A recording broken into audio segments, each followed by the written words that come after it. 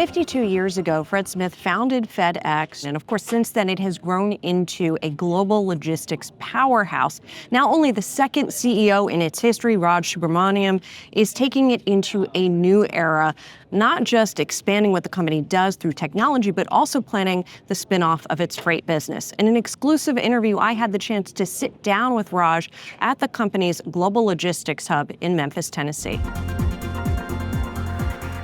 Goods are being tariffed if they are coming into the United States. What are you seeing? Are you seeing flows change from international, and how is that affecting FedEx? Well, I think FedEx is in the business of moving high-value goods across the global supply chain. In fact, we move over $2 trillion worth of commerce through our system every year. We connect about 3 million shippers to about 225 million consumers around the world, and we are in the center of this high-value supply chain ecosystem. The fact that we're here, there, and everywhere makes it, the scale advantage that FedEx has got, that we are already there to these markets, meaning that any particular market is already connected to the world, and the world is connected to that market using FedEx. So yes, we will monitor the overall demand, and they're going to go through ups and downs as the situation changes. But as the supply chain patterns themselves change, because of our unique network that we have an advantage because we're already connected to all parts. So that's one. The second thing is the operational side of it, because we are in the business of moving packages end to end, including customs clearance. This is what we do for a living. So we are, preparing and are prepared to manage through these changes in the tariff environment. And I'm really proud of my team that they have done an outstanding job of getting ready and being flexible to manage through the system. That's happening. The third is also very important. Every country to every other country for every commodity, we have the classification information in our systems because that's what we do for a living over the years. But what's important is that over the last 5 years, we have engineered the data. And I use the word very carefully because that's what's going to be very important.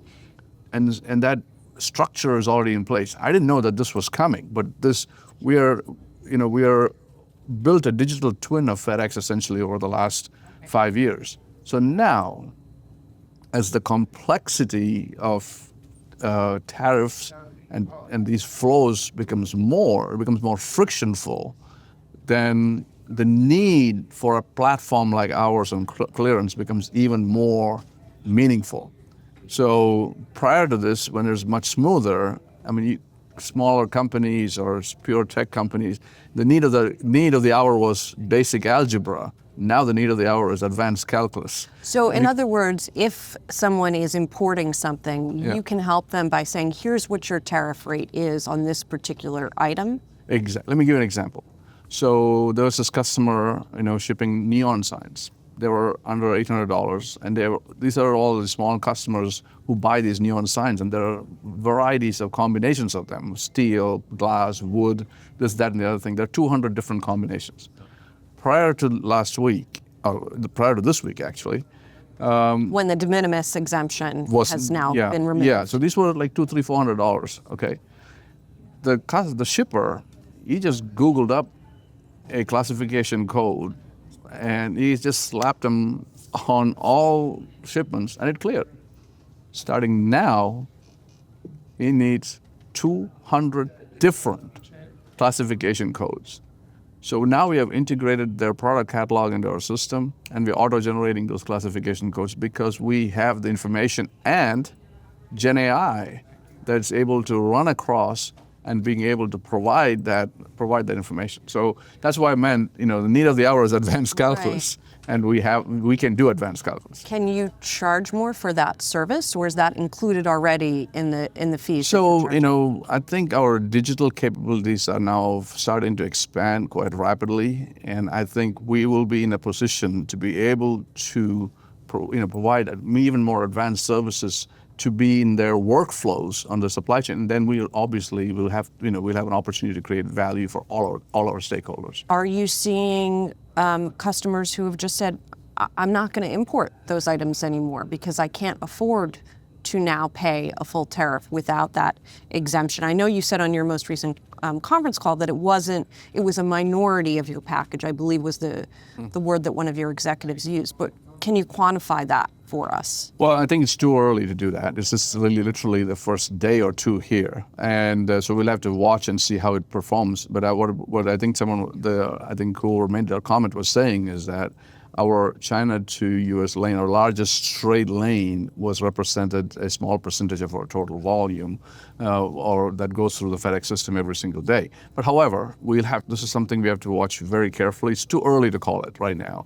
And there are some immediate reactions. You can see some of companies have basically said they can't afford to ship these, right. Their commodities to the United States with these tariff rates. But they could change tomorrow. So it's very, very too early to call that question. Do you think the U.S. will enter a recession? Oh, I don't know. It's impossible for it's too early and very dynamic to say what's going to happen to the U.S. economy at this point. We are focused on the things that we can control. That's the lesson I've learned over the last few years. So many things being very dynamic. Let's focus on the things that we can control. Like put forward the best value proposition we can give to our customers. Make sure that we are as efficient as possible, and build infrastructure for the future. Something that we are seeing some of your competitors do, or even manufacturers, companies that ship things into the U.S., they're making it very clear how much the tariff is costing for customers. Is that something, do you all have a tool like that? Well, that's the retailer's decision to see what they want to display to their customers. We can provide them all the information that they want. That's what we are part of their workflow. And now this clearance platform that I talked about we're able to provide all this information. Then it's up to the retailer to decide what they want to charge and how they want to show those. Those are all policies that they'll have to decide on. We just provide the information required to do what they need to do. We're focusing on the things that we can control. We are making sure that we have them as efficient as we possibly can, creating new value proposition, both physical and digital, for our customers. And our vision of making supply chains smarter for everyone is the right one for the right moment. And I think we'll be very successful. We are a people-first organization from the get-go. The philosophy of FedEx is people, service, profit. This was from the very founding of FedEx. It's not changed. It's not going to change. You take care of your people, they deliver outstanding experience for your customers, which generates profits for our company when we reinvest back in our people. This unending circle has guided our principle from the very get-go. So whether it's our communications, whether it is the way we treat people, whether the way expectations are clear as to what needs to be delivered. And so, this is something that we have honed over now 50 plus years, and we continue to get better, but something we are extremely proud of. Up next, FedEx CEO Raj Subramaniam walks us through the changes that he is bringing to the company that he's been running for the past 3 years or so, including how he is pushing it into the future. I do want to ask about the business reorganization that you have put into place. One, the spinoff of the freight division, which sounds like is targeted for mid-next year. And secondly, the streamlining of the different networks within FedEx. So for people who are not familiar with this stuff, what was the decision behind these two big moves? Let's just talk about the network integration, which is significant. So I have to give you a little bit of a context about this. At the turn of the century, in the ground parcel business, our competition had 80% market share. We had 10. There was a 70-point market share gap. And we were just entering into this ground parcel business, so to speak. Because we all were planes. We came at we started the Air Express business back in '73 with Fred, and then we were entering into the ground parcel business. So we had a different operating model, which was at the end of the day 2 separate models for our Air Express business and our ground parcel business, and it worked just fine. And we gained market share every quarter for so many years. Just put that in perspective. That 70-point market gap at the turn of the century, not that long ago, is now single digits. And but what changed? What changed was emergence of e-commerce. So in 2015, 75% of our stops, not packages, stops, were business-to-business packages, meaning I come to your business, I have 2 trucks, one delivering 10 packages, another delivering 5 packages. No problem, it's fine. And everything else is optimized. But then with the emergence of e-commerce, today, 75% of our stops, again, not packages, 75% of our stops are now residential stops. Right. So I'm coming to your house with one truck delivering one package and the other truck delivering the other package. So that's what is the impetus for change. So this was an evolution. We knew as the trend changed that we had to move in this direction. And so we are going through what we call Network 2.0 to have this notion of one van, one neighborhood. And to do that, a lot of things have to change through the system. And we're doing it very methodically, very carefully to enhance our customer experience and move forward. So that's the first set of big changes that we are doing. And the freight side is we've talked about it. It's just a matter of just looking at where shareholder value could be given from that perspective. And it's a fantastic company. Freight is we bought those companies over many years ago, and now is the market leading LTL business. Less than truckload. Less than truckload. And FedEx Freight is a fantastic company, and it has benefited a lot for being part of the FedEx brand, and it's really grown up now, and so we'll see how it goes. So you've instituted a lot of changes, right? You talked about Drive, which is the cost-cutting initiative, the freight spinoff, the Network 2.0, fun names for all of this stuff. I was looking at the stock, which I know a lot of executives say they don't watch the stock closely. The stock hasn't changed a lot since you became CEO. When do you think that value sort of unlocks? Is it with the freight spinoff? Is it when we get past tariffs? What do you think is going to trigger that? So one clarification, and then I'll go to that question. Sure. So Drive, as you said, it started off as a structural cost reduction program. And what we now have is a way of working. It's become our operating system for FedEx because it has become the way we execute most of our projects. And honestly, that sounds simple, but I think we now, with one of the, not just our competitor set across the industry, we have a very, very good model for executing anything, and so that's very important. And so structural costs. I think the reason that what we have gone through a period of the top line coming down over the last 3 years, even though our market position has improved, we have gained market share across all parts of the world. But the overall industry, because 66% of our business is B2B, and we've been through a phase over the last 3 years where the industrial production has been on a downward slope.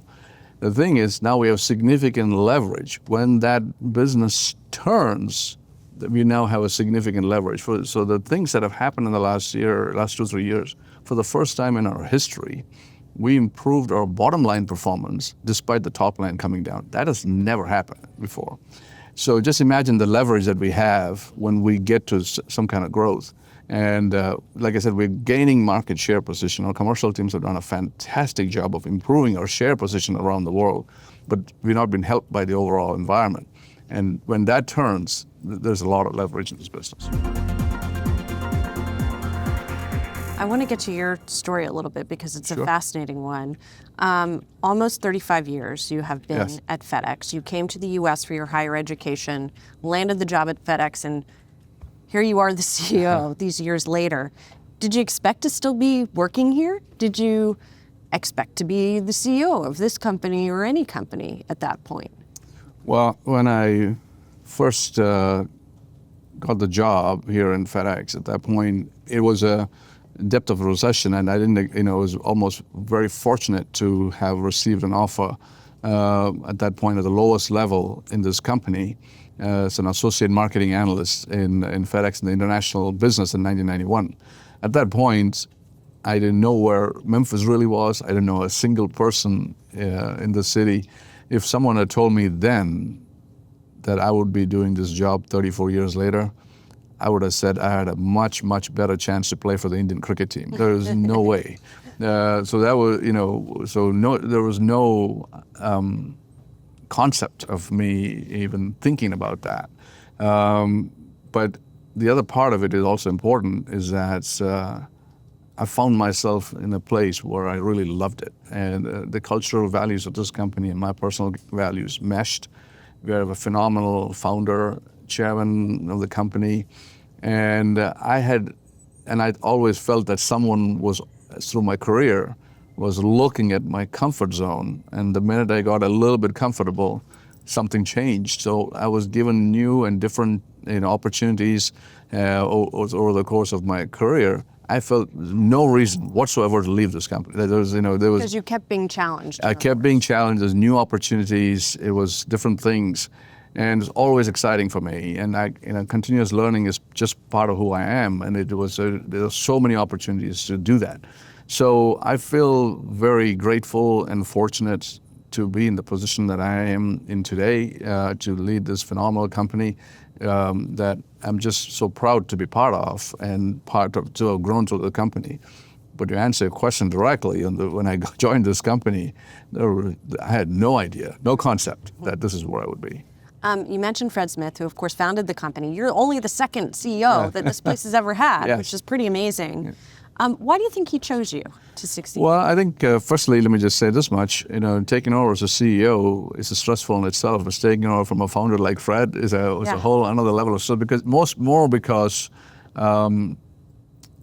the trust that he placed in me in giving what he's built over the last 50 years in my hands, and so I feel a sense of responsibility and a weight on my shoulder to make sure that I do the best possible job for the company.